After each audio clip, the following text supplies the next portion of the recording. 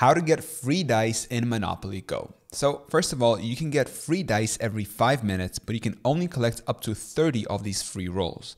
Therefore, we recommend checking back into the game at least once every 2 hours to ensure that you never miss out on these free rolls. Next, if you collect a shield when your shields are full, you'll get a free dice plus the cash you would earn from landing on that space on the board.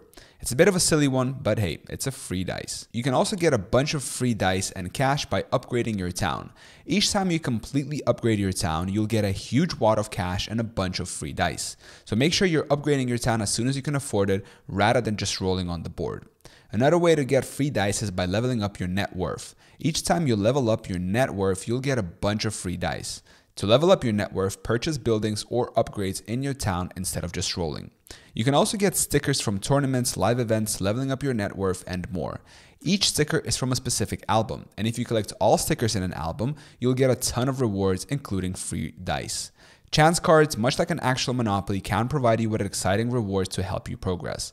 In Monopoly Go, these rewards can include free dice. Each day you log in, you receive free rewards. And yes, these can include Monopoly Go free dice, so make sure you log in every day to get those daily treats. If you invite a friend to play Monopoly Go and they accept and start playing, you'll earn 30 of these free dice, so go absolutely crazy with those invites. Finally, quick wins are basically daily challenges that you can perform to earn free rewards, which can occasionally include rolls. You typically earn these as you play, so make sure to collect them. I hope this tutorial was helpful. Thank you so much for watching. Subscribe.